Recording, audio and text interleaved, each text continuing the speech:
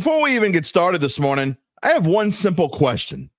Has it become that freaking bad with the New Orleans Saints that we're saying dumb stuff like, well, at least they played better? Really? Heads up, we're plumb out of sugar, so no one gets a break here this Monday morning. That includes you too, LSU.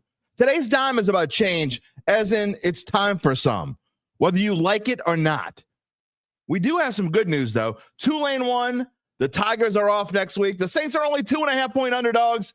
I only drank 1 cup of coffee this morning, and the Dattitude podcast, well, it starts right now. If you're looking for the latest scoop and in-depth interviews on the Saints, the NFL, the Pelicans, LSU, along with the best bets of the week, then lucky you. Along with high-powered, in-the-know guests who cover our teams, Jim Derry brings plenty of Dattitude. And he'll always tell you the way it is, or at least the way he thinks it is.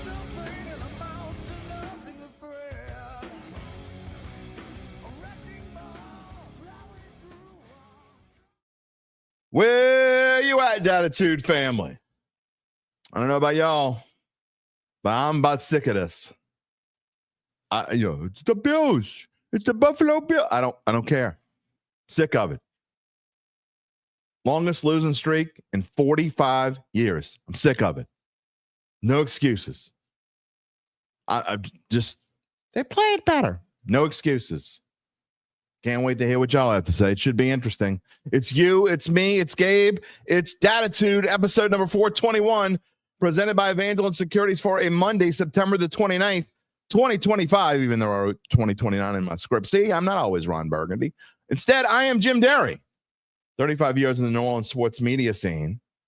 35 years. I've been doing this for 35 years. And I have never encountered, through my 35 years in this business, a losing streak of 8 games until now. 35 years in the New Orleans sports media scene. I have no idea how the next 90 minutes are going to play out. We got to be out at 12:32 because not 12:32 at 12:30. I guess 12:32 wouldn't be that bad. But anyway, I got something going on this afternoon. Also, I'm going to be on Eric Asher's show this afternoon. You know, you can be a part of the show. Today is Mano E Monday. It's like I said, it's me, it's you, it's Gabe. You know. You type in the comments. We're going to show them. We're going to talk back. I have a feeling that some of us are going to disagree about today. I have a strong suspicion. And look, I have to keep it real in this show. You know, one thing you get on this show, besides the fact that you get to talk to me and I get to talk back, and it's one joint session. Not be careful how you say that, I guess. You know that what I say comes from my heart. What I say is real. What I say is what I believe. Okay, I'm never going to sugarcoat anything. I'm never going to be more negative than I think I need to be or more positive than I think I need to be. I'm going to tell you exactly the way that I feel. And I think that's why this show has grown. For those of you new here, again, you might not like what I have to say today. I ask you to give it a chance and to go through because, again, I'm not going to sugarcoat anything today. Derry's Dime is not going to be nice. Okay, every Monday, if you're new to the show, every Monday, we have Derry's Dime after a game where I give you my commentary. It's the only scripted part of this show besides my friends at Evangeline Securities. I usually script most of that.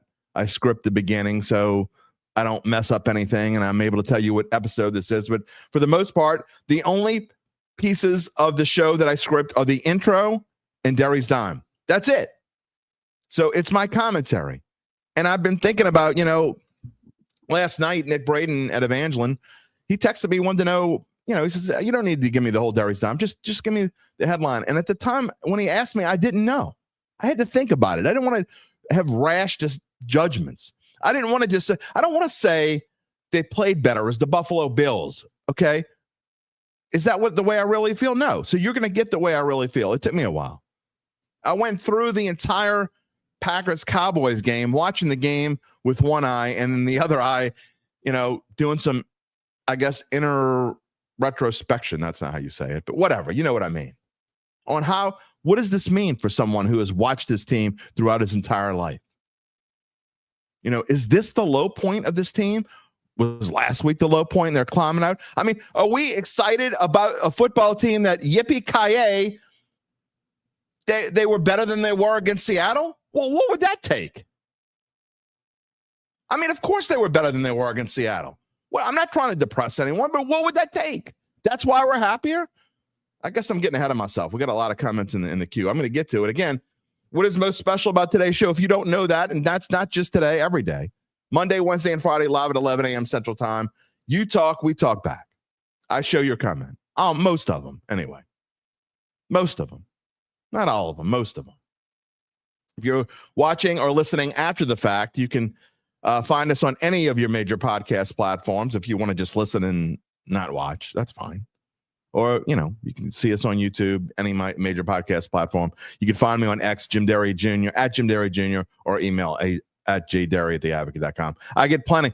Look, I had plenty of texts. I had plenty of direct messages. I had plenty of whatever. You name it. If someone could get in touch with me, they were trying to get in touch with me between Saturday afternoon and until this morning, really. And for those of you I didn't respond to, I apologize. It's been, I appreciate that I am someone that you want to talk to and you want to hear what I have to say, but it's kind of been a crazy last, I would say 36 hours or 40 hours or whatever. It was really, first of all, it was a really crappy weekend. I like to start at the show with a little personal news, and not that I'm going to spend a lot of time on that, but you want to talk about a bad Saturday. Saturday was about as bad as it could be. I mean, and I ain't talking about LSU. I mean, that was bad enough. But, I took the girls to get something to eat after the game, driving home, and about 3 blocks from the house, and someone side swipes the new truck. Had it for 6 months. They not paying attention. I could tell they had to be on their phone. They ran the stop sign, just like kind of a slow roll, enough to do some, basically take out my side mirror, which in the grand scheme of things, nobody got hurt. It's not that big of a deal. So what? Except the fact that they took off, a hit and run. They're never going to find the person, and I'm probably out who knows what. Do I want to pay them? Now I have to decide, do I want to pay the money, or do I want to just put in a claim and pay the deductible and have a claim? I don't know. So anyway, I'll figure that out. But sigh. That, and then after that, get home about a half an hour after that. I come outside to, get a popsicle for the girls and realize that the freezer was open outside and lost about 100 pounds worth of food. It was a great Saturday. And it just continued on into Sunday, I guess. Did you see last night's game? Again, as we get to, we're going to get to all this. I promise you. We've got lots of comments with you, I know. Last night's game was a classic, instant classic, as they say. The second highest scoring tie in NFL history, 40-40, Green Bay and Dallas. That game is going to be part of my dime, at least the beginning of it. What you think of when you watch Jordan Love? Jordan Love, to me, Gabe, is there any question he's a top 10 quarterback? Fringy? I think he's a top 10 quarterback. At least it's not, put it this way, it's not outrageous to say that Jordan Love is a top 10 quarterback. It's not outrageous. So think about that. You know where I'm going with this. It's coming. So anyway, what a wonderful game that was. We don't have a lot of time to talk about it this morning. In fact, no more time to talk about it. Maybe we'll dive into it later. Maybe it'll come up somewhere else. But yesterday in the NFL was just it's not just the Saints. You look at Jackson Dart. You talk about the Giants, next week's foe. You see, the Giants are coming into the Superdome. The lowly New York Giants coming into the Superdome. They're 2.5-point favorites in the Superdome. A team that some were wondering before last week, when are they going to get their first win? Well, the answer was against the Los Angeles Chargers, knocked a lot of people out of the knockout pool. Jackson Dart. You want to talk about your quarterback now? It took Jackson Dart one NFL game to get his first victory. Oh, but he's got some. He doesn't have jack squat. Malik Neighbors got hurt in the first quarter. He's out for the season. They're missing Tracy. Tracy didn't play either. He did it with Scatabo and a bunch of no-names. And he won the game. He beat the Los Angeles Chargers, who beat the Kansas City Chiefs in week 1, who beat the hell out of the Baltimore Ravens yesterday. Come on, man. Think about this, okay? Jackson Dart, who there's no doubt in my mind, that's who the Saints wanted, and the Giants sniped him. They jumped ahead of him in the draft. We're getting to that. All of these things play together. Again, if you're looking for sugar today, if you're looking for, hey, they were better than they were last week, who gives a damn? You ain't getting sugar today. I don't want you to leave, but you ain't getting sugar. If you're looking for sugar, maybe on the Fanboys podcast, you'll get some sugar because you ain't getting it here. You know what else you're going to get today? You're going to get a little chat about our friends at Evangeline Securities. You're certainly going to get that. Of course, they're a company that can help you decide if it's the right time to sell your family-run or privately held business. And just as importantly, they can figure out what that business is worth. If that's you or someone you know, it's time to reach out to Evangeline's founding and managing partners, Nick Braden and Ron Hemelt. And I guarantee you, if you want sugar, they got sugar. You can go to them for sugar. Plenty. You can get cream too, probably. Whatever you want in your coffee. Put it in there. They got it. We don't. They'll start by scheduling a complimentary valuation from their offices, either on Poydras Street or in Lafayette. From there, you will be well informed to begin to make the decision on if you want to proceed. That's up to you. What happens after that? We'll fill you in more later in the show. In the meantime, you can check them out at www.evangelinesecurities.com. And look, I get it. I always tell you, I could see how many people are watching the show at one time. Yeah, it took it. When I said you ain't getting any sugar today, the number went down. And I don't care because we're real here. I'm real. You're real. You may not agree with me, and that's okay. We don't have to agree. Derry's Dime coming up in a minute. I'm going to start with some comments this morning. Let's see how long this is going to take. Rocky, I love you, man. I saw your comment. Actually, y'all know that I don't look at comments before I come on because I want to be not surprised, but I want you to get genuine reaction. And I have to admit, I saw this one when I came on the show. It was sitting there. So my script was already written, Rock. I'm not singling you out, but I know I'm going to get a bunch of this today. Rocky says, morning, guys. Saw improvements, less penalties, better focus on the run game, no missed field goals. Still not results people want to see, but kept it respectable. Was a better game than the score tells. I think it was exactly the game with the score tells. And by the way, if you're not watching the Friday show, the Pick'em show, you're missing out. Okay? Besides the fact that we had a pretty good week of Pick'em, again, some certain podcast hosts with his picks this week, his best bets was 2-1 again for the fourth straight week, 2-1 against the spread. Not only that, Zach Ewing, who comes in and helps who comes in and we do our Saints preview. Zach Ewing predicted a score of 31-17 Bills. Your host didn't look at his score ahead of time, predicted 30-17 Bills. I think it was exactly what a lot of people expected. Wasn't last week was not what people expected. Is that a reason to be excited because your team lost by 12? We'll get to that. Gary, good morning. I believe progress is being made. Looking forward to the game against the New York Giants this Sunday. Rocky also says, by the way, that LSU was a bigger disappointment than the Saints. A little heads up. We are definitely going to talk about LSU. It's probably going to be with Gabe, and it's not going to be as much as I would like. Again, I got to get out of here at 12:30. I have an appointment this afternoon that I've got to be to at 2 o'clock. And so 12:30 is our cutoff time. We're going to talk probably more about LSU with Doug Mouton on Wednesday than we're going to do today, but Gabe will have plenty to say. USAR 26. I can believe all the support and confused logic behind Rattler. Yes, he's playing better than last year. Is that really something? Got to wait for my dime. That is a huge part of my dime. Brian, who that Dattitude? What a disappointment. I'm talking LSU. I picked the loss, sure, but they could have won, and then I'm not really sure. Man, they would struggle versus a wet bag. They're 4-1 and 13th ranked in the country and still have an excellent chance to. I'm not giving them a pass. LSU sucked. They deserve what's going to be thrown at them this week. Y'all are some spoiled mofos. It's interesting that I find the Saints are 0-4 and have lost 8 games in a row. And people are wanting to give them a pass, but no one wants to give LSU a pass. And I'm not saying either one of them deserve a pass. But should you be higher on the Saints or LSU? Give me a break. S. Callie, good morning. I'm shockingly surprised at the Rats' performance yesterday. In what way? You can't mean good. He threw for 126 yards and had 49 rushing yards. Okay, great. In what way are you? I mean, he missed a wide open Chris Olave in the end zone. Oh, I'm sorry. It was Brandon Cooks in the end zone.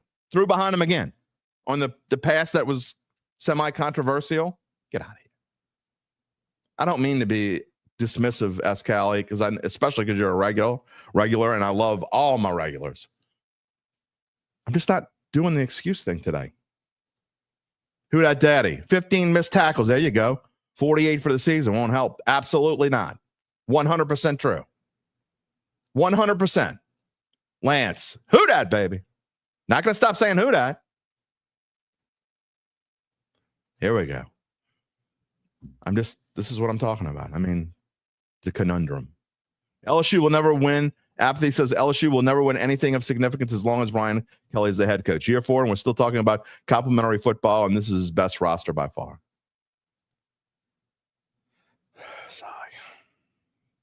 Dylan Smith, good morning. Edwin Durab, the Rat did miss some throws, but the defense spent most of the day tackling air. At least they had fewer penalties. I mean, I'm not making excuses for anybody. I've already told you this, but Buffalo scored 31 points. That's what they score. So the defense actually pretty much did what I mean, Josh Allen threw for 209 yards. That's a very pedestrian day for Josh Allen. I thought the defense was okay. I thought the offense was okay. I mean, but they're 0-4. Big Valley, Shuck will not play until Bears game unless Rattler completely wets the bed against New York. I'm getting to that, Big Valley. Oh, Lord. And here we go. Olave. Only thing Olave, Bart Prudhomme, only thing Olave can catch is a Greyhound out of here. I mean, do y'all realize how absurd where you place blame sometimes? Was Olave good yesterday? Yeah, he was all right. He had 10 catches the week before, but no, he sucks. You want to cut him because that's the only way you're going to get rid of him. You're not going to trade him. I mean, sigh. Larry Bro, happy ? Monday. Hey, I'm still breathing. Musette, isn't that what happens during a rebuild, though? What's good enough? I mean, what? Isn't that what happens during the rebuild? So this is where we are, where it's acceptable now to just keep stinking up the joint. They were 14-point, by the time the game started, they were 14.5-point underdogs. They lost by 12. So they exceeded expectations by 2.5 points. That's what we're getting excited about? We're getting excited because they didn't get blown out? Is that what we're getting excited? They lost by 2 touchdowns. That's what we're getting excited about. Okay. I don't know. What happens during a rebuild? I don't know. It's been a long time since I've been through one. So I don't know. I'm living through this the same as you are. Kenny Ford, Rattler is 0-10. In other words, he sucks. I don't think sucks is the right word. But ain't good. It just ain't. Who that daddy says he's sick of it. I hear you. I mean, you start accepting losses. Is that where we are? Accepting losses. Good morning. Think Florida State or Virginia just scored again. Hey, I'm just saying. Somebody predicted it. I'm not sure what this. You love my new Lane. It looks good. I'm not sure what that means. Are you joking about Lane Kiffin? Because he still sucks. Just because he beat LSU doesn't mean he's good. If that's what you're talking about, I may be assuming something. Just because Lane Kiffin, when's the last time Lane Kiffin won anything? Y'all keep talking about all these coaches, okay? Brian Kelly sucks. How many coaches win shit? Gabe says you mean my picks. I mean, I don't know. I don't know. Maybe I'm just oversensitive this morning. I don't know. Chad Gage says, okay, so rat poison, lack of accuracy has hurt us again. He has missed throws in all games thus far, cost us games. I'm tired he's not hurting us. Not the reason we are losing. Is he helping us win? Nope. What are you doing? Are you stealing lines from my dime that I haven't even read yet? How did you get in there? Cedric, good morning. Disappointing veteran Cesar Ruiz. That's the truth.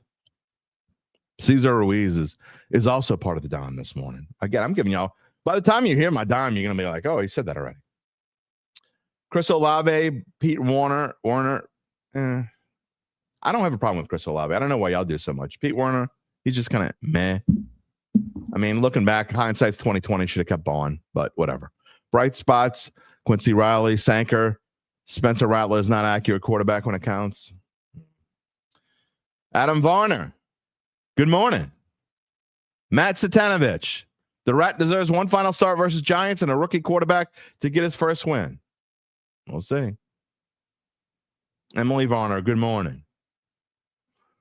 Lance, lots of dirty hands in this loss, with the two that ring loudest is Kellen's play calling, especially officials, the Philly special. Oh, don't get me started on the Philly special. You know what the Philly special shows to me? And he says, and also Rat's accuracy in key moments. You know what the Philly special play shows to me? And it still pisses me off. Again, I don't want to contradict myself, but it shows that he doesn't have confidence in his quarterback in the red zone. If you don't have confidence in your quarterback, then take your quarterback out. Again, I don't have confidence in your quarterback either, but I'm not the head coach. If that's what you decided is the quarterback, then have confidence in the dude. You're running the Philly special, and then Olave throws the pass that he shouldn't have thrown. But I'm not blaming Olave. He's not a quarterback. Stupid play call. I know some people loved it. You know why people like that? Because it's fun. People like crap that's fun, even if it doesn't work. How about you just win? Don't get me started. I'm about to get to the dime. Brian S. Steve, good morning. Who that's? Yes, it was the Bills, but the way they played, it was a winnable game. As for LSU, the coaching doesn't match the pedigree. Either Kelly lost it or it was all a mirage. By the way, I'm not showing any more Kelly needs to be fired comments. I get it. Y'all are unrealistic, spoiled, rotten fans. There, I said it. You can think that. That's great. I've showed enough of them, is the point. I get it. You hate Brian Kelly. They're 4-1. They can they can still lose one more game and go to the playoffs. Are they going to only lose one? I don't know. I still think they're going to make the playoffs. I still think they're that good. Maybe Ole Miss is better than I thought, but I know Lane Kiffin will spit the bit when it comes down to it. Maybe Brian Kelly will too. I don't know. Maybe Garrett Nussmeier's. I'm not making excuses for him. If he's healthy, then he should be playing better. He played much better in the second half than he played in the first half. They dug themselves a hole. We'll get to that later. All right, I got a ton of more comments here. All right, but I got to get to the dime, and later on, I've got comments from Kellen Moore. That kind of leads me to where I'm going with this dime. Okay, part of it anyway. I told you the moral victories are just. I'm just not. I don't do that. I just don't. I don't do sugarcoating things. I guess maybe if maybe I'd feel differently if the Saints yesterday had a chance to actually win the game in the last quarter, but they really didn't. Let's be honest with ourselves. At what point did you think the Saints realistically had a chance to win the game? My answer would be never.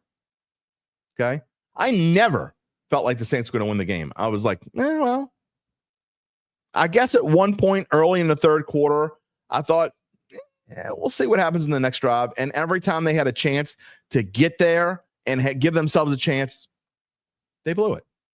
Now, again, it's the Bills. Whatever. You can call it whatever you want. Here's my dime. It's hard to believe that the Saints' current streak ranks in the annals of some of the poorest moments in this franchise's sad sack history. 59 seasons. Think of all the tough times over the course of 59 seasons. In no specific order, 1-15, Bagheads, Mike Ditka, all your picks for Ricky Williams, diddly poo, 20 years before they had a winning season. Mike Lansford's bare effing foot. Katrina in the holes of the Superdome roof. San Antonio. Sean Payton's suspension. Rob Ryan, Bobby Scott, the Billy Joes, Dennis Allen, and Dennis Allen's dadgummit blasted apology. And now. Oh, there's plenty more, but let's get back to the now. 8 straight losses. All I read on social media yesterday and this morning for that matter, including from some of my best friends, was, hey, at least they didn't get their asses kicked. That's what we're celebrating now? Not getting our asses kicked? That's where we've come? One friend last night told me, quote, they're going to go 4-13, dude. We can't be gloom and doom every week. Well, we're not going to throw sunshine up a pig's ass either. If you're asking me to blow sunshine up everyone's keister, we're in the middle of a hurricane, you're crazy. That's what this is, by the way. It's a metaphorical hurricane. This is not only bad, it's historically bad. 8 straight losses. And all that we just reminded you about, can you believe that this is the first time in 45 years this franchise has lost 8 straight games? It's only the 4th time in team history that they've done it. The 4th time. That's it. Think of all the bad times in this history. 59 years, 59 seasons. It didn't happen during the Nightmare Katrina season. The 1967 Saints didn't do it. Even Mike Ditka with his wedding dress wearing running back and horrendous defense didn't do it. 8 losses in a row. And I don't know about you, but as Dick Patton used to say, 8 is enough. Never mind on who Dick Patton is, you youngsters. Here's the thing. When you get to 8 losses in a row, no one gets a pass anymore. Not that we really should have been given one anyway. I watched Jordan Love and the Green Bay Packers last night and thought about what could have been. Had Sean Payton decided he didn't want to hurt almost 41-year-old Drew Brees' feelings and realize the end of an era was ever so close, he would have drafted Love instead of Cesar Ruiz just 2 picks earlier. That's right. Cesar Ruiz was picked 2 picks before Jordan Love. Yes, that same Cesar Ruiz who has been worth his weight in paper mache the past 5 years. Instead, we have gone through a plethora of quarterbacks, enough to make one's head spin. And here we are in the current day with Spencer Rattler and Tyler Shuck waiting in the bullpen to be the next in line of failed post-Breeze experiments. Some of you are sitting there wondering, is this clown actually blaming the loss yesterday or any other loss this season on Spencer Rattler? The answer is no. I'm not blaming him. But I'm going to say what I've said all along this year. While Rattler hasn't been the problem, he clearly hasn't been the solution either. And it's also very clear he never will be. Again, where are we today? We're trying so hard, so damn hard to find moral victories. We're calling an 18 for 27, 126-yard day not that bad. Just like we called 218 yards last week, not that bad, or the 207 yards the week before that, not that bad. Here's a news flash for you. It ain't good either. Again, Derry, why you bring this up today? There are so many other problems with this football team. To which I respond, nearly every single bad franchise in football can begin describing its problems with the quarterback position. Think of it this way. Y'all can't stand Derek Carr. Oh, there go the numbers. Y'all can't stand Derek Carr, but this team that, quote, has no talent is basically the same team that was here last year. The same team that Carr, who is terrible, god-awful, got to get rid of him, don't want to ever talk about him again. Well, he went 5-5 last year, not 2 years ago, or with the team that Peyton and Breeze left him. No, this team. He went 5-5 with this team. In other words, this team has the talent right now to be better than it is. Much better than this. Even in this state of rebuilding, it should be playing better than this. I'm sorry, but losing by 2 touchdowns to one of the best teams in the league, who clearly was looking ahead to this coming week, and the team that poses their greatest challenge in the AFC East, the New England Patriots, well, it's no moral victory. Yippee-ki-yay, woohoo! You only lost by 12. You only lost by 12 after getting blown out the week before by an average football team. It's an improvement. Well, so what? So what? Burnt toast is an improvement over overcooked oatmeal. Does that mean it's good? No. That's where we are right now. It was better. My point is this. I stand by what I've said the past 2 weeks. Spencer Rattler has earned the right to start this week, and one more chance to get that O for off of his collar, 0-10. Get that O for off of his collar. He has unquestionably busted his ass. And for the fact that he's earned one of the 32 starting roles at quarterback, and he has earned it, I salute him. But again, he's not the future. And on October 12th in the Superdome, whether the Saints are 0-5 or 1-4, this team and these fans need to see Tyler Shuck behind center. Now, let's be clear. I don't think Shuck is better than Rattler. I've said this 1,000 times, but people that don't want to hear me say it or don't hear me, they hear what they want. I don't think Shuck is better than Rattler, but no one can say for certain that he isn't. There are just 13 games remaining before the Saints will have one of the top 5 picks in the 2026 NFL Draft. At one point during Sunday's game, CBS panned across the lower bowl at Highmark Stadium in Buffalo. I thought for a very brief moment, I saw a black and gold jersey before I realized it was brown and gold and was the college jersey of Josh Allen from his Wyoming days.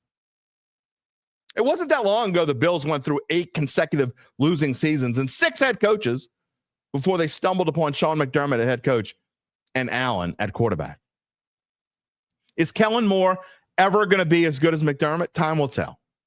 I don't need 10 more games to know Spencer Rattler won't be Josh Allen. And even on one of his worst days, Allen is 12 points better than these New Orleans Saints. And I, for one, have had enough. Yes, 8 is most definitely enough. And that's my dime. I mean, I don't know what else you need to see. I really don't. I don't know what else you need to see.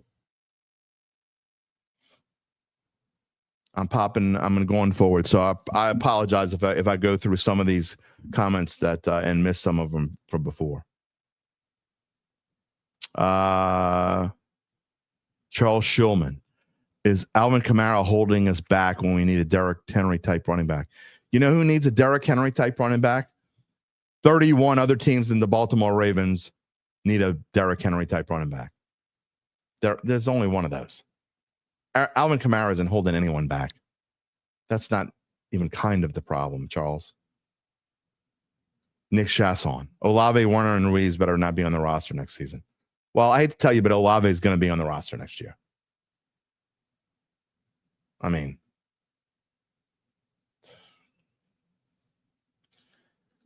Adam Varner, why do people keep thinking Moore calls all the plays? Nussmeier's the OC. He has to say too. Correct you if you're wrong. You're wrong. Kellen Moore absolutely is calling the plays. 100% calling the plays. Just like when the clipboard holder was Sean Payton's OC. You think Sean Payton wasn't calling the OC? Chad Gage. Exactly.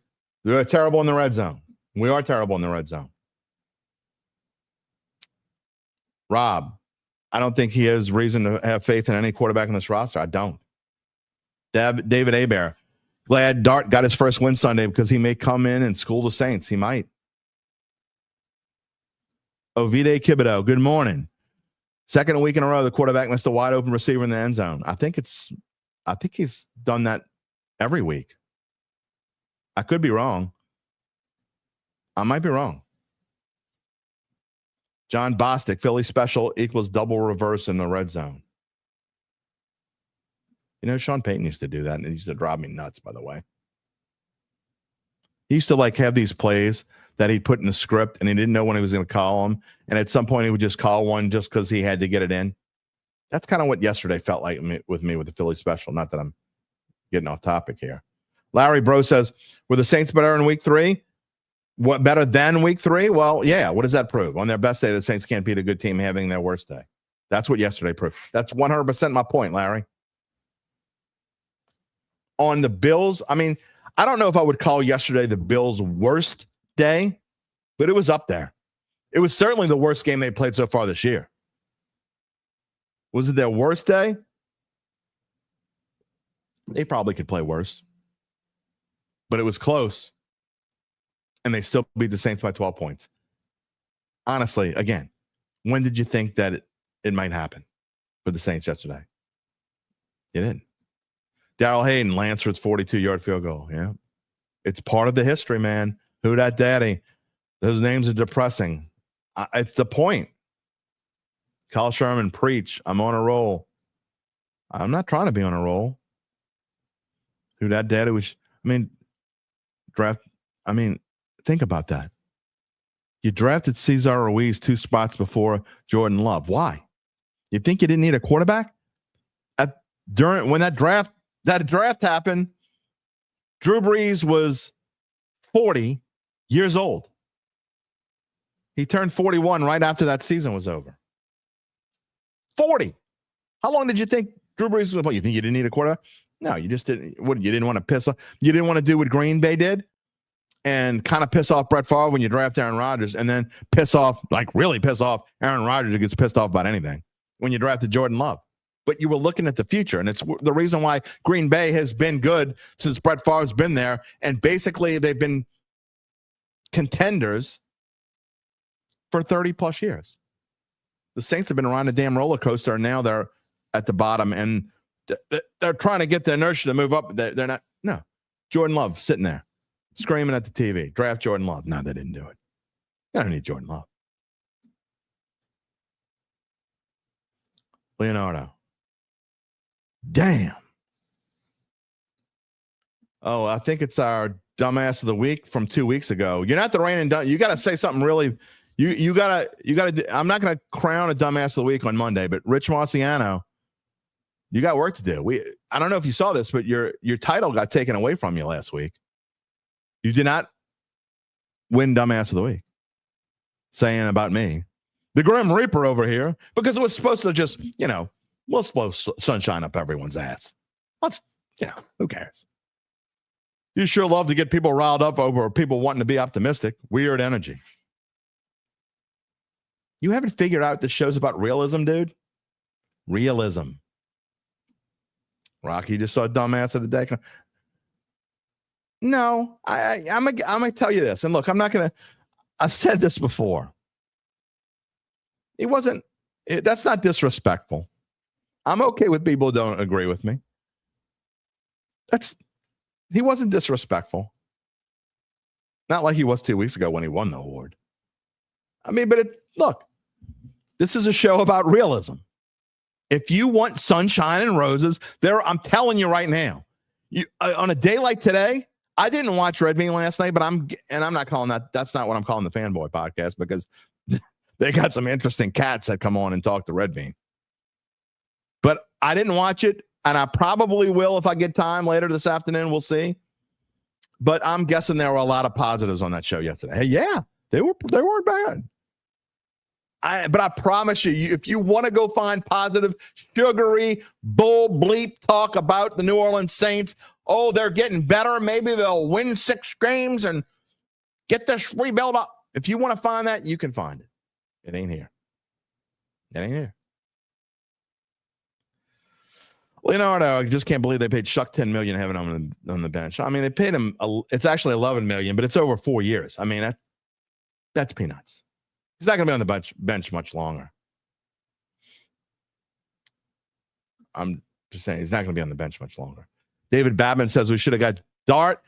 We were hoping to get him with our second pick, but the Giants were smart. No bleep. No, we getting him. Definitely wanted Dart. Ended up with the Tamu Dart.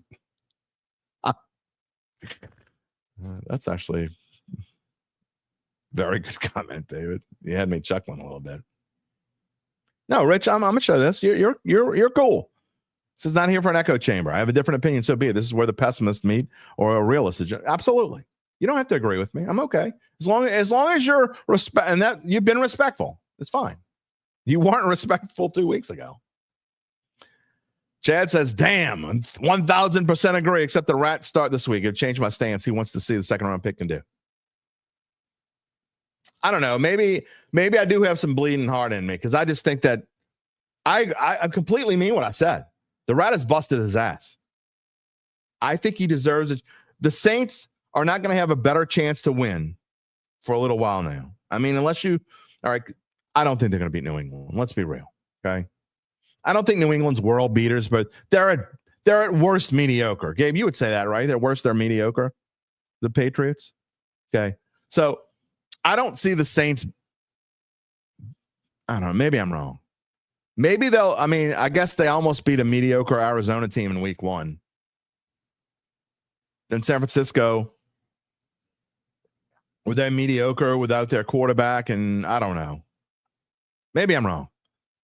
But anyway, the point is, I think that this is Rat has earned the right to get that offer off his collar. I don't want anybody, okay?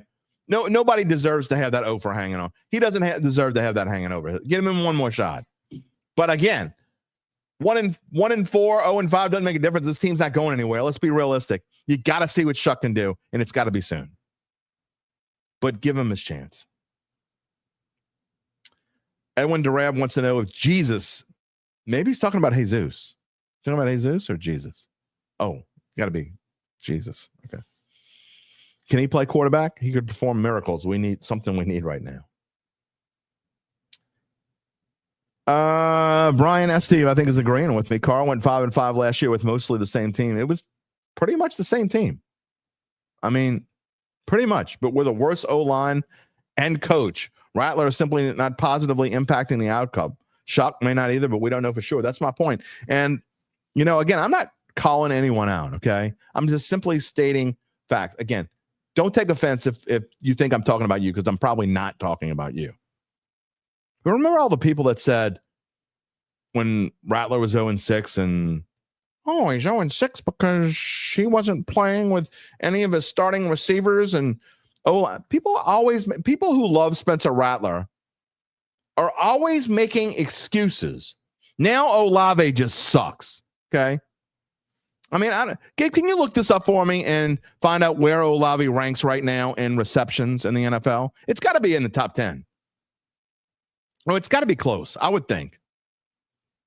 Okay, now his yards, yeah, they suck. Well, he's got these drops or whatever. Stop making excuses. The point is, Chris Olave is still catching footballs, okay?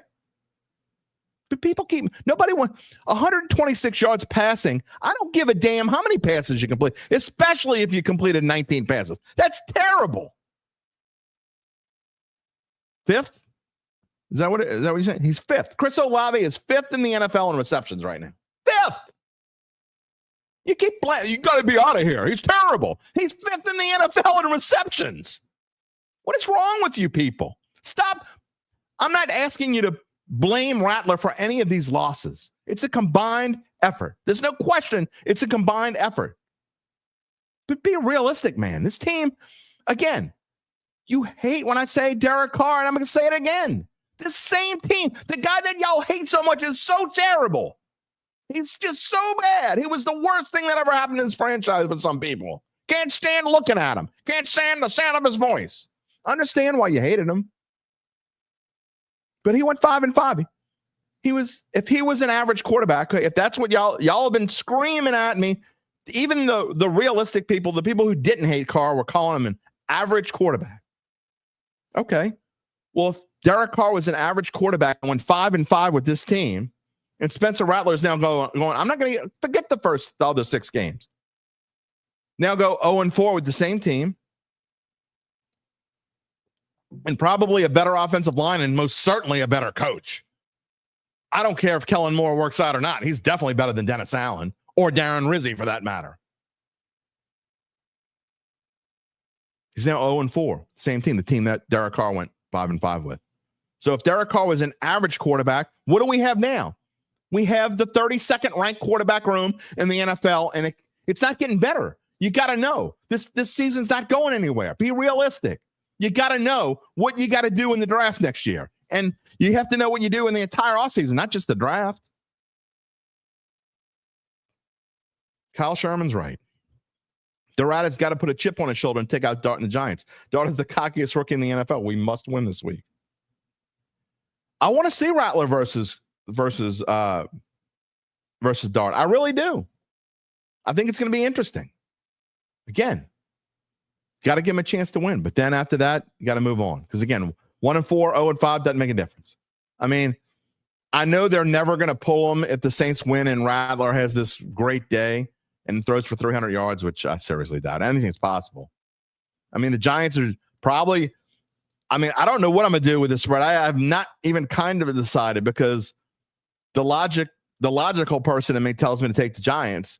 However, teams that are coming off a game like they came and getting that first win in Dart's first game in a rookie and emotion and then going on the road, they got to be due to be let down. Meanwhile, the Saints, after improving this past week, and I think the team will rally behind Spencer Rattler. It's going to be a tough choice. I'll have to think about it.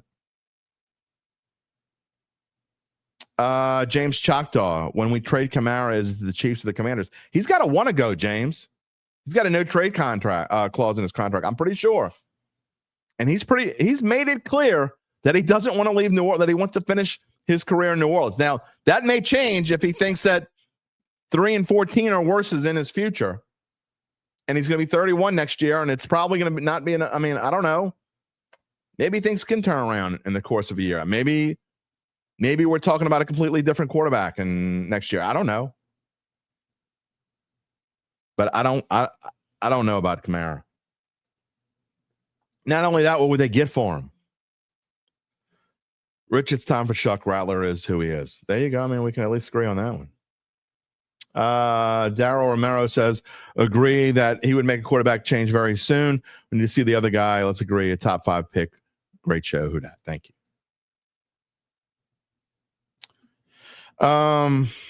Sandra, again, I'm not even trying to pronounce your, I don't know if that is that your maiden name or your middle name. I'm not sure, but whatever it is, Sandra Poole, thank you for coming back.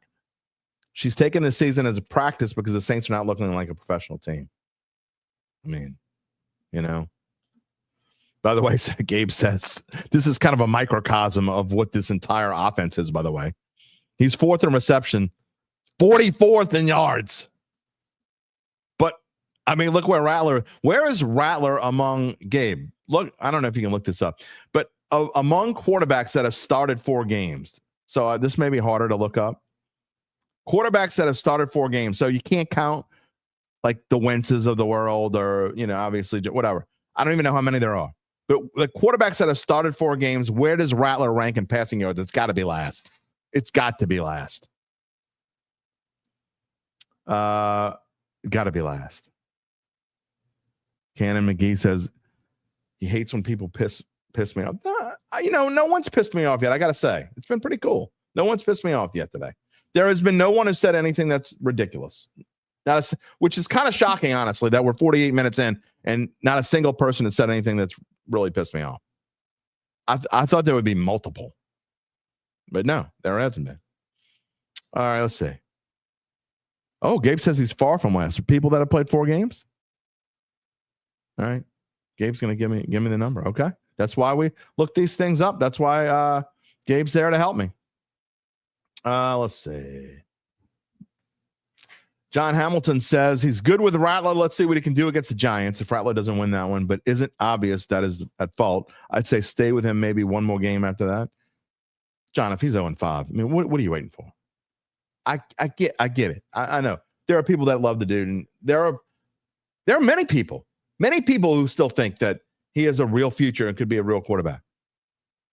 How many people have gone started 0-10 and then became real quarterbacks? The answer is none. It's none. Gabe says there are 5 starters below Spencer Rattler who have played 4 games. Interesting list too. Well, Nix hasn't played 4 games. So there's 3. Let's see. Let's see here. I'm trying to make sure. Are we okay? All right, I see where. Okay.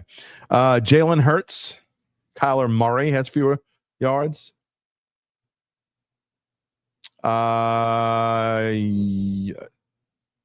Bryce Young has fewer yards. Cam Ward has fewer yards. That kind of surprises me. Okay. There you go. Interesting. Oh, one quarterback has started 0-10 and gone One quarterback started 0-10 and going to have a career. I mean, they just started coming back, Gabe. You don't want me to piss them off again? Oh, that quarterback was Derek Carr, by the way. The Raiders were an absolute train wreck under Dennis Allen. What do they have in common? Dennis Allen. Anyway. Couple more, and then we're going to switch gears a little bit. We're going to close the show with saying, so just a reminder where this show is going the rest of the way. I'm going to talk about Tulane for a moment after we get, by the way, I keep forgetting to put this up there.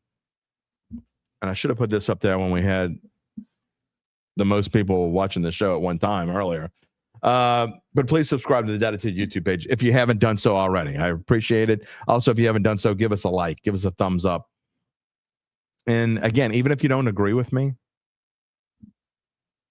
I mean, that we're not always here to agree. It's like Rich said earlier, we don't have to agree. Musette said she's here because she wants to hear honest opinions. And that's what I'm trying to do. I know I'm a little behind some of the comments here. Trying to catch up. I promise. Barry Ulay says, we thought they would be 0-4, and now they are 0-4.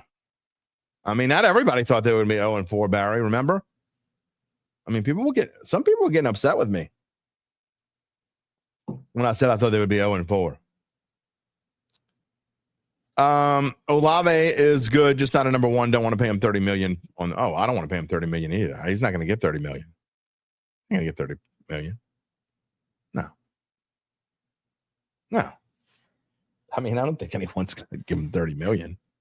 I mean, he's going to get what he's earned. Just because he's a number one draft pick, that doesn't mean anything anymore.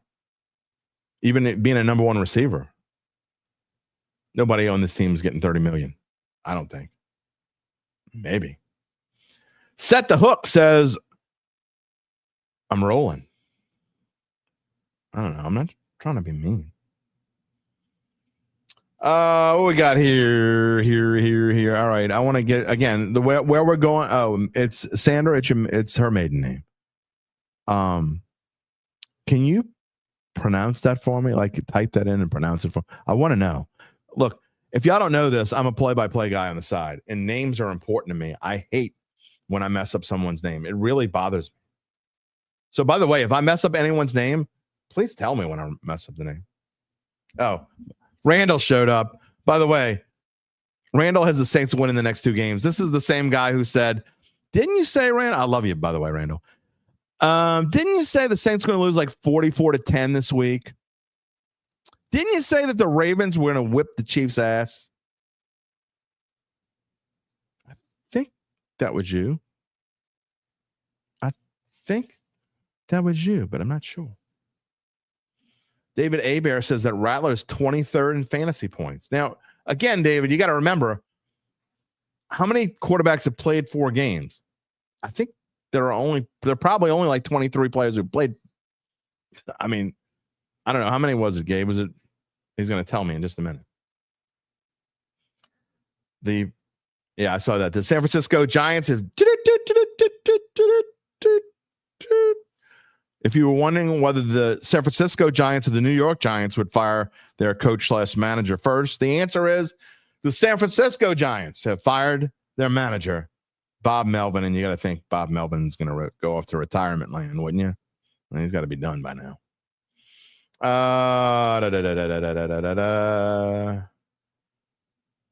Right, he's saying Rattler is 17. Also, by the way, every league is different scoring wise. So I think Rattler could probably be 25th in one league, 30th in another, 16th. It just kind of depends, right? 25 quarterbacks, says Gabe, have played 4 games. So if he's 23rd, okay, well, that's probably better than I thought. Probably, I don't know. You think that's better than we thought? I don't know. I don't think so. Let me see something real quick before we move on to, again, the way this is going to go going forward is got to talk a little bit about Tulane. Gonna jump in LSU with Gabe, and then we're going to finish the show with Saints again. I got to be out of here at 12:30. Randall, you're correct. Troy Aikman started his career in Dallas 0-11. Okay, so if you're like, okay, so two guys in the history of the NFL turned out to be anything, and I mean, some of you won't even admit that Derek Carr is anything. So if you hate Derek Carr that much to where he was terrible and god awful, then really only one quarterback has started his career 0-10 and turned out to be anything. There you go. Lewis, I know you're hearing this from early in the show. If someone knocked the mirror off his new truck, he'd be pissed. Let's just say I was probably more pissed at the person, and I don't know if it was a male or a female. It doesn't matter. I don't know if it was young, old, didn't see. It was dark. The only thing I saw was his dark-colored truck. If anyone sees, by the way, on the North Shore, a dark-colored truck, I'm guessing it looked like kind of like a Chevy, personal, getting my personal business in here this morning, that has a driver's side mirror that looks pretty damn destroyed, because there's no question that person's mirror got destroyed too. Then give me a shout. Give me a shout. Rainey, thank you. You can still like Jim even if you don't agree with him. There's lots of people. I mean, good Lord, my wife and I, we don't agree all the time, but I hope she still likes me. David +1 says, Rat gets his 11th start with the Giants and Shuck gets the last 12. They have a fair comparison. Interesting. Never thought about it that way. But for what? Or either the future quarterback? I wish they picked a different position at 2. Yeah, well, they didn't. I had to shorten my dime a little bit, and part of it in there was, you know what? There is one thing I want to do before I get to Tulane and Evangeline Securities. I want to get to Kellen Moore's comments, but here it is. In Chowstiggy, Sandra and Chowstiggy pool. All right, got it. I won't forget it. In Chowstiggy. Well, I don't know. I might forget it because I'm old. Is that a joke, Gabe? Are you serious? You are serious. More breaking news. Sure, why not? Paul Feinbaum is weighing leaving ESPN. Oh, please, for the love of Christ, leave ESPN. Not that I watch it anymore. On3 is reporting this. Paul Feinbaum is weighing leaving ESPN to run for Senate. Are you serious? I mean, we don't do politics on this show. But if you would consider, I have no idea. I have zero clue. No clue. Because I don't watch him. Because he's an idiot. No clue what his politics are. But if you would consider voting for Paul Feinbaum,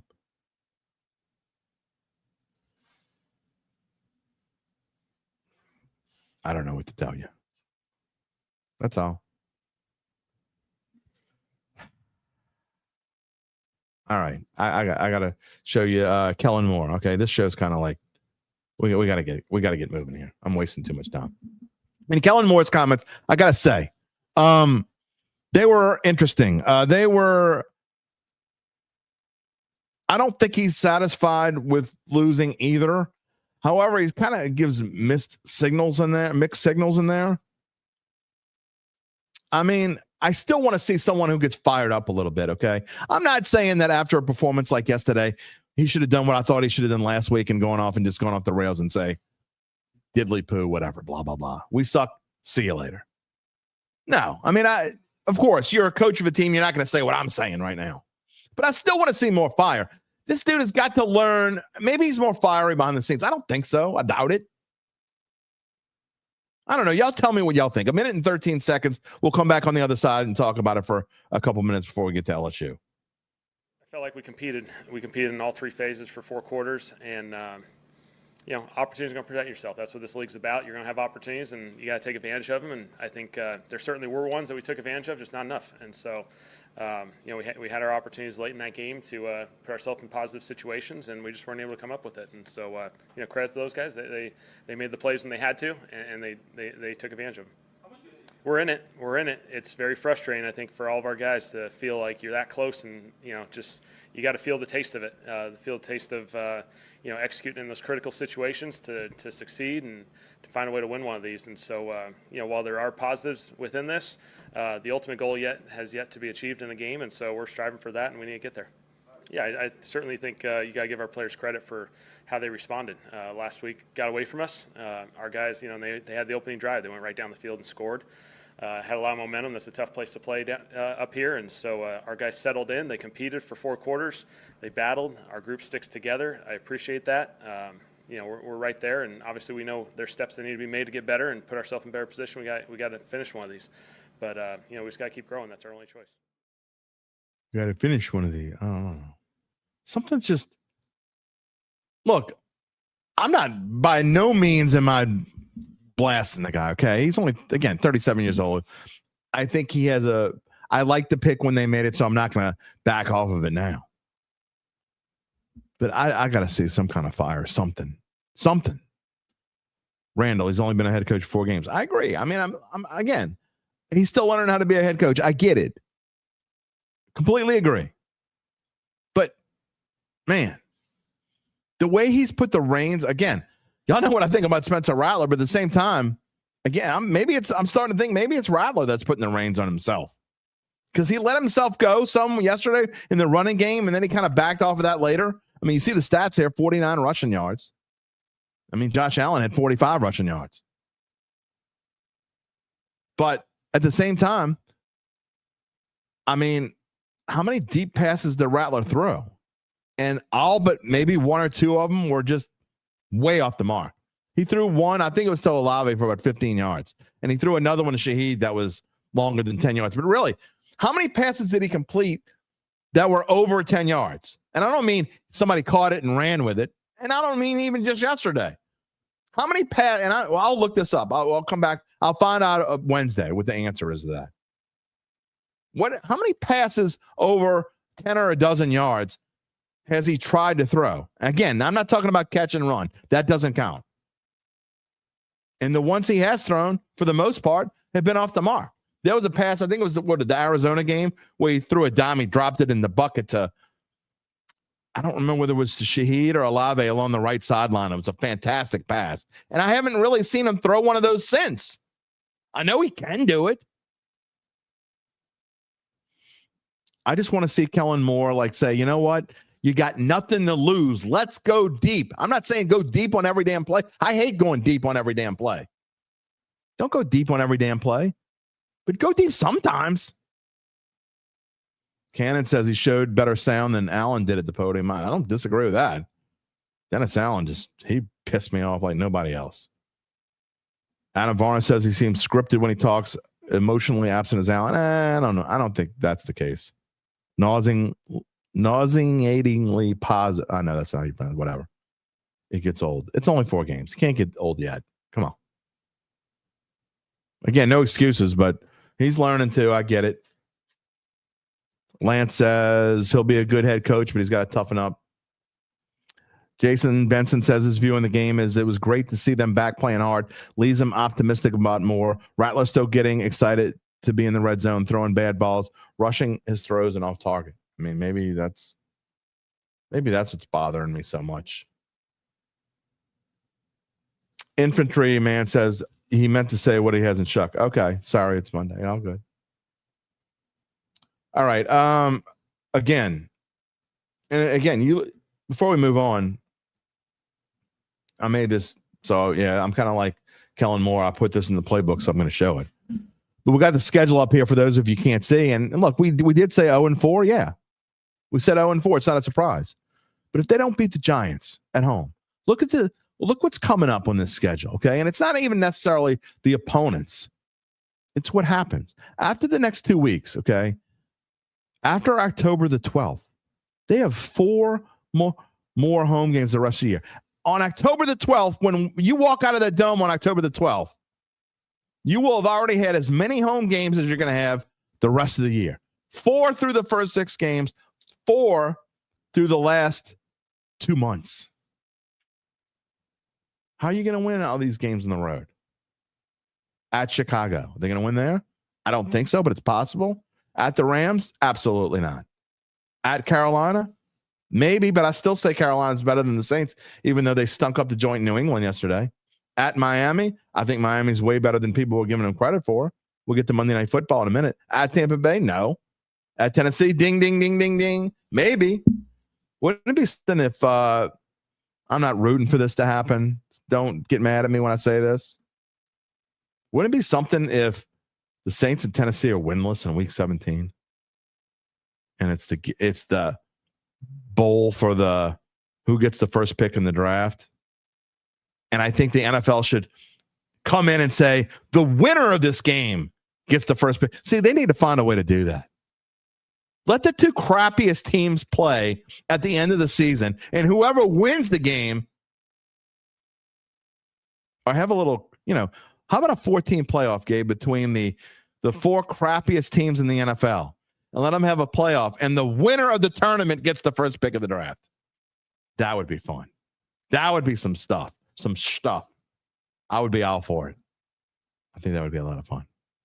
You know what's also a lot of fun? Evangeline Securities, they're fun. They can help you figure out what your family run or probably help business might be worth and whether it's time to sell. How do they do it? Well, that is of all the hundreds of questions y'all have asked today, that's the best one yet.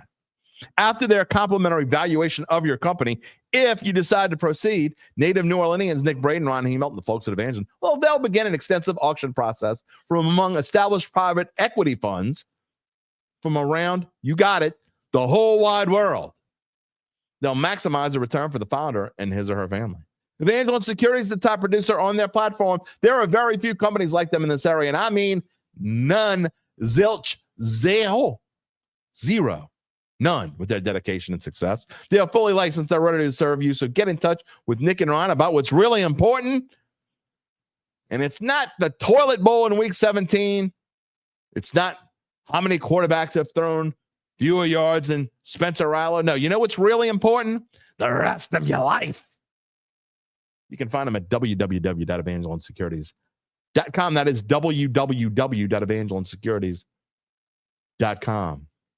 Last couple comments before we move on to Tulane and LSU. Again, I'm going to wrap up with Saints Lance. Gotta love you, man. You are some kind of positive, baby. He's still saying 10 wins. Abby says Saints versus the Titans going to toilet bowl. All right, Donald. That's a little rough, but you know what?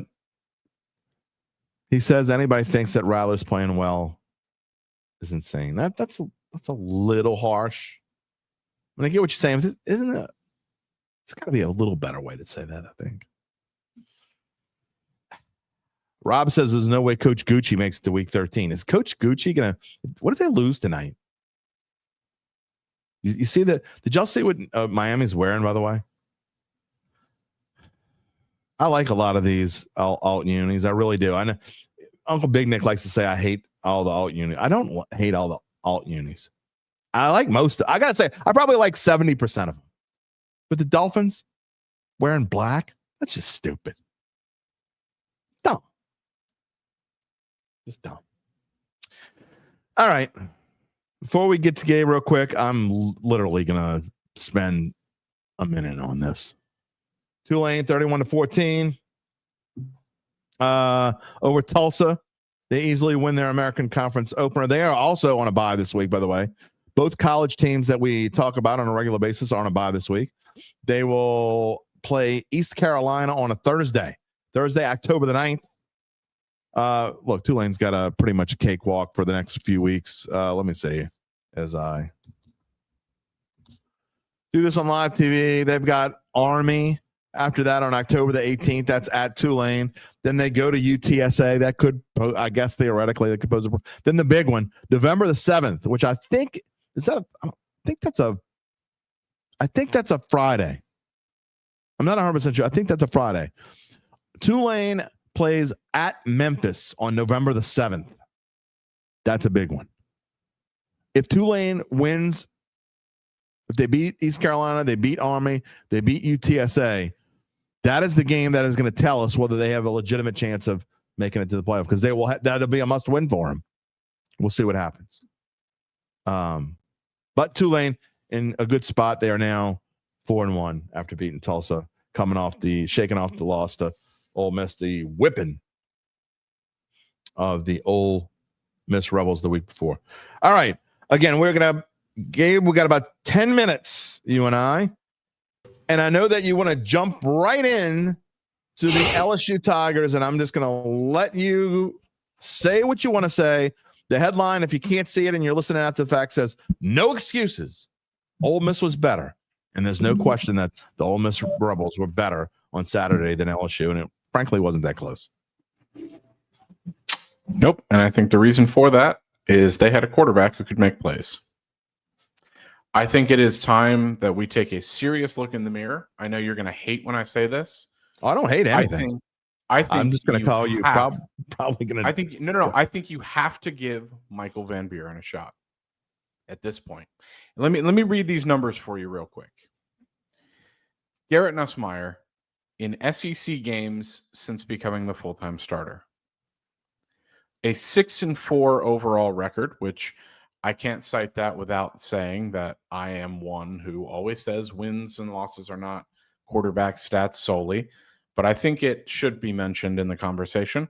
Solely, you never liked you hate wins and losses as a stat. You have before. I don't think without context they should be quarterback stats, but I will provide some other stats. He's thrown 20 touchdowns or accounted for 20 touchdowns. And in those games, he has thrown 15 interceptions.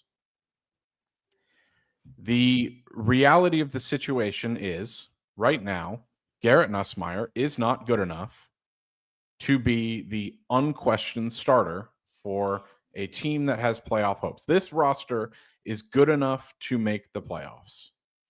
They have not gotten good enough quarterback play a single time this season. Garrett Nussmeier was good in week 1. He was good. But since then, he's not looked himself. I don't know whether he is hurt. I don't know whether it is a mental thing, but I think we can all agree that something is not right. And I think if you have a shred of doubt about his capability to lead this team to the playoff this season, you need to at least give Van Buren a shot. And I'm going to start with this, and I can't believe that I'm using Randall's comment, but 100% agree with him. The O-line has been absolutely awful. Completely agree with you. Absolutely incredibly awful, and there ain't a single quarterback on God's green earth that would make their offensive line look better. Okay. No, but let me ask you this. How do you help alleviate a bad offensive line? Oh, you go get a mobile quarterback, Bubba. I don't get give a quarterback who can move. Okay, first of all, I'm gonna start with this when it comes to Garrett. Nuss cannot move. Okay, I'm gonna start with this, and I hope this helps the people who are in the corner of changing quarterbacks. I hope this helps them just a little bit. It ain't happening. You're wasting your breath.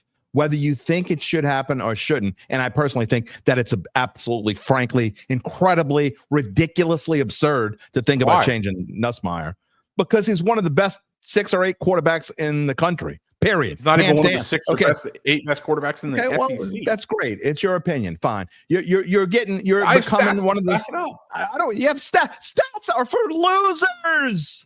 Okay, we've been over and over again. What did you see on Saturday that told you that Garrett Nussmeier is the guy going? I thought Garrett Nussmeier played very well in the second half. I thought he played bad in the first half. When he missed the entire second half, I thought he played well the entire second half. No, he didn't. He was getting rushed the entire time. Separation, and he missed him. That would have been a touchdown. That turned into a field goal, by the way.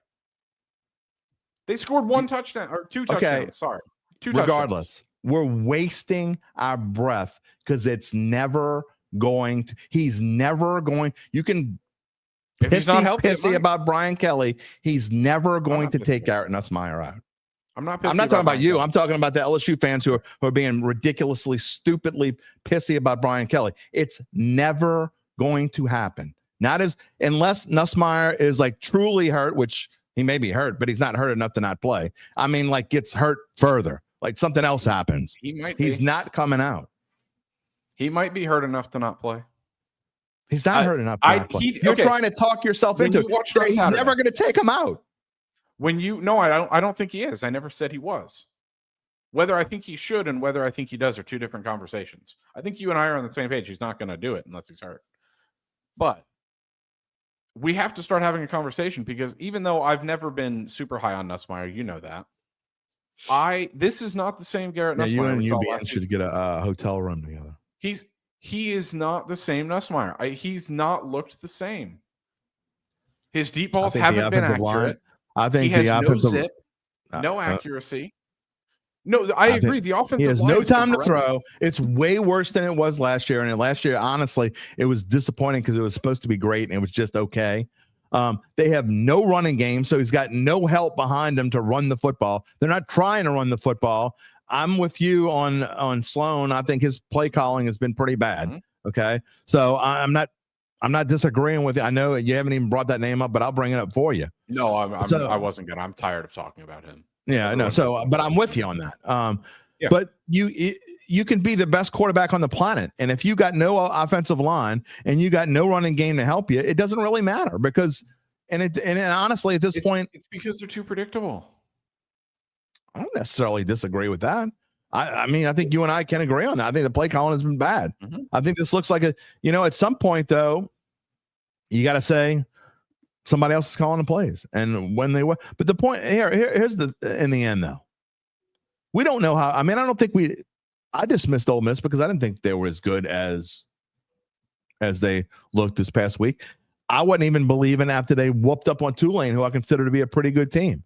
Maybe, just maybe, I'm wrong about Ole Miss, and maybe Ole Miss is a top 5 kind of thing. Now, I'm not saying they're number 4 right now. I don't think they are either. I still don't believe in them. That doesn't mean that they aren't, though. They keep. Do you want to know the difference on Saturday? You know the difference on Saturday, honestly, and I honestly believe this. I'm not saying this to get you going. I know what you're going to say. You're not going to get me going because you're going to say what all the other numbnuts are going to say. Go ahead. What do you think I'm going to say?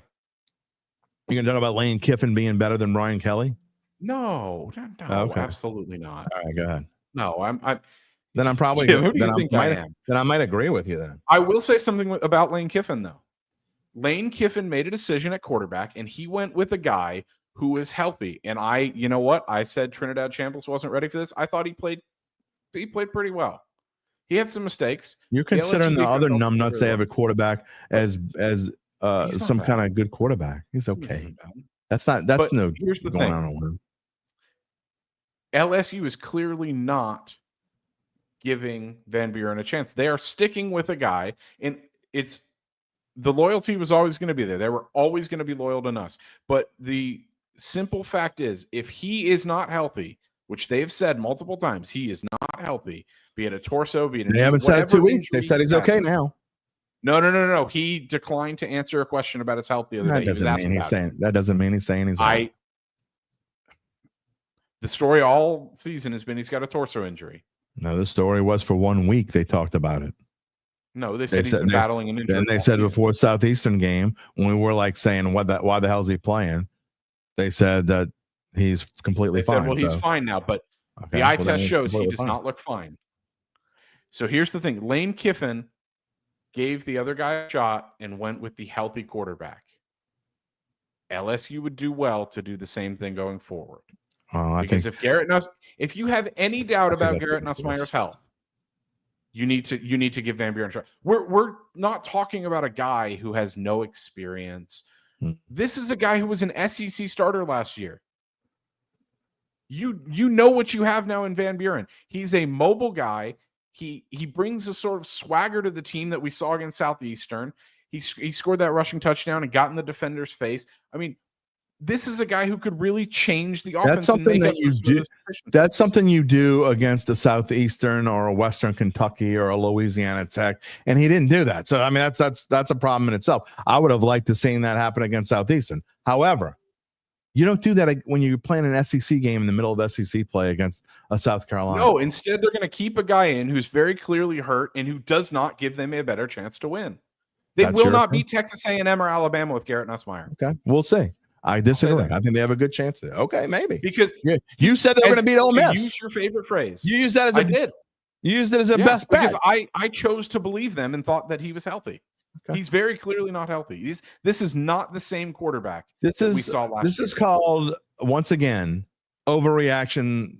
You can't go from saying I think they're going to beat. You can't go from saying I think they're going to beat Ole Miss to now you're like completely. I mean, I know you were never a huge Nuss fan anyway, but you can't go from they're going to beat Ole Miss to like, I'm so pissed off they need to change quarterbacks, because that's what you sound like to me. No, I'm saying they need to change quarterbacks because he's not healthy. Okay. That's why. If this dude, you have as you said, no offensive line, no running game. I mean, Jim, how many times did they go 3 and out the other day? I have no idea. I don't know. 5, maybe 5 or 6. Don't know.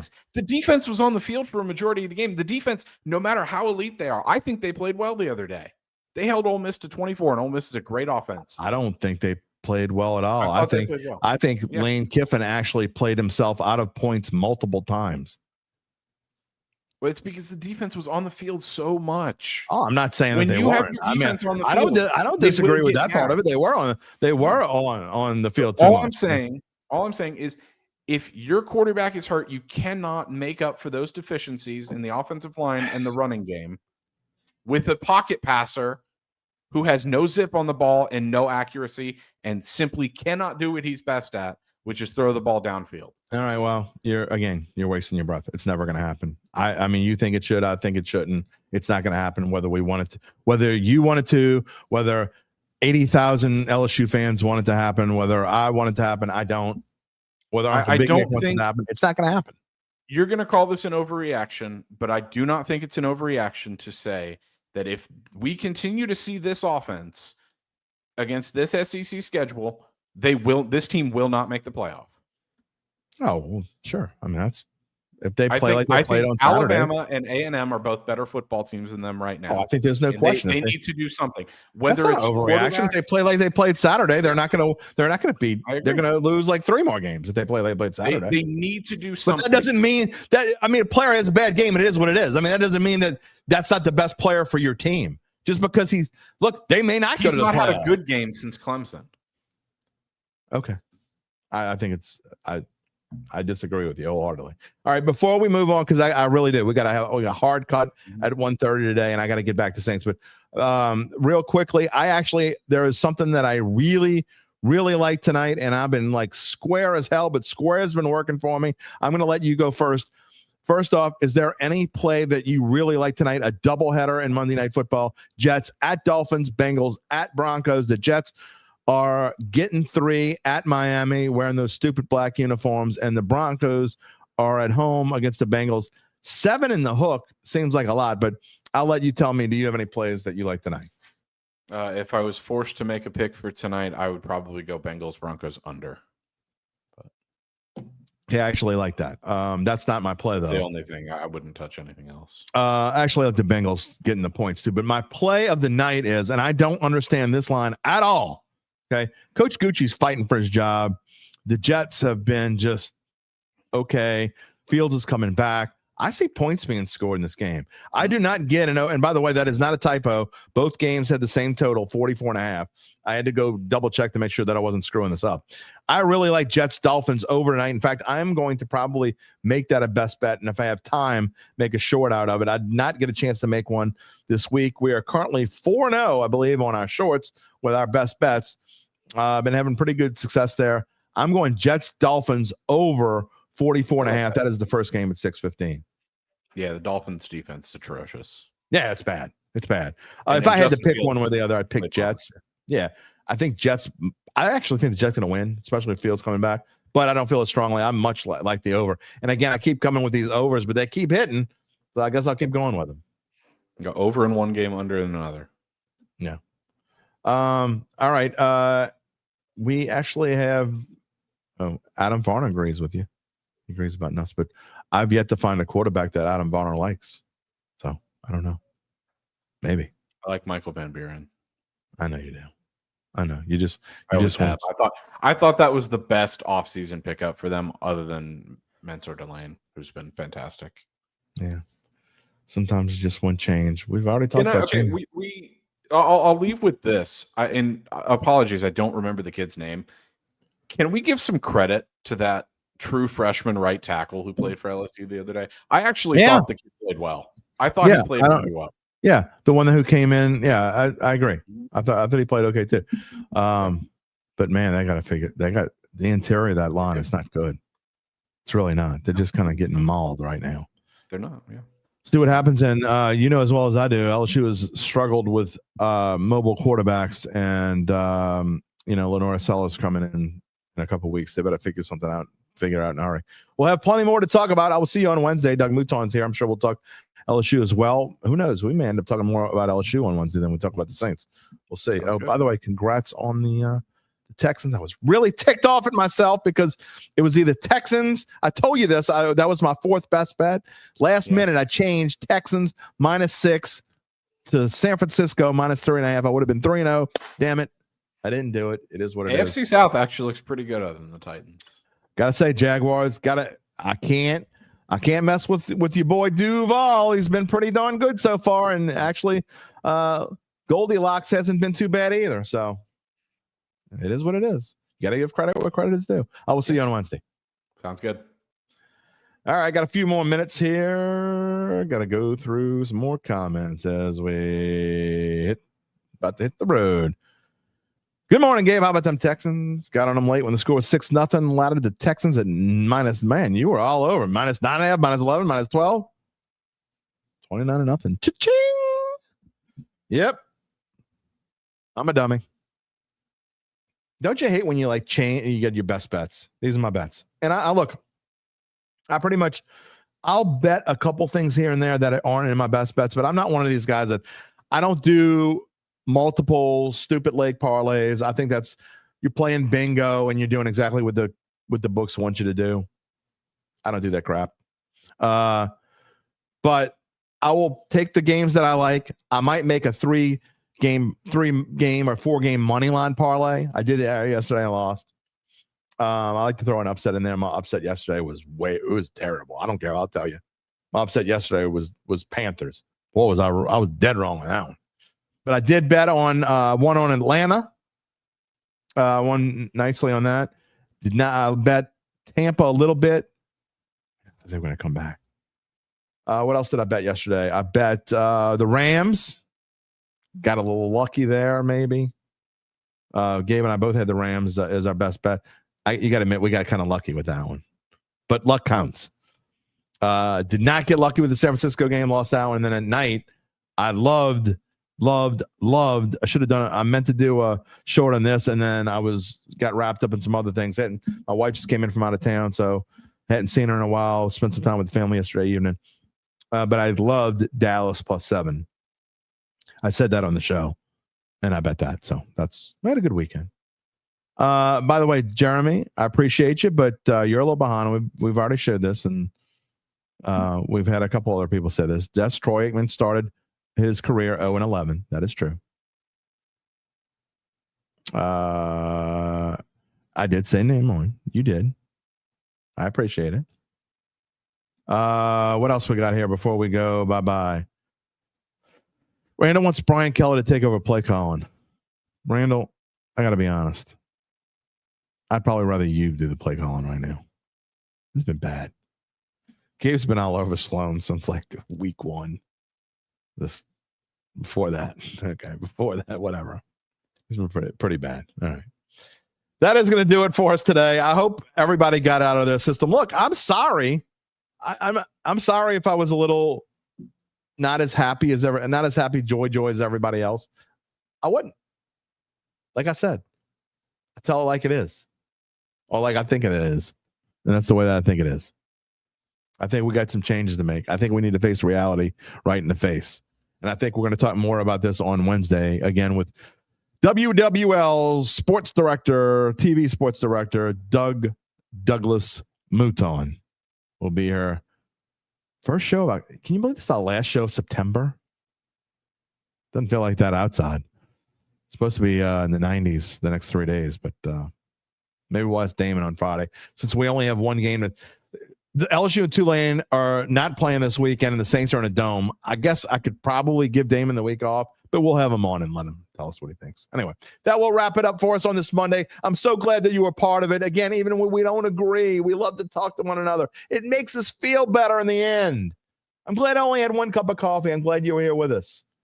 We hope you can join us again Wednesday. You see it on the bottom of the screen. Every Monday, Wednesday, Friday, 11 a.m. Central Time. If you have not subscribed already, please do so. Please give us a thumbs up. Please click the little bell to receive notifications when we go on the air live. All the major podcast platforms, Apple, Spotify, many more. You can also find a replay of the show on NOLA.com/sports. That's where you can find our Saints Insiders.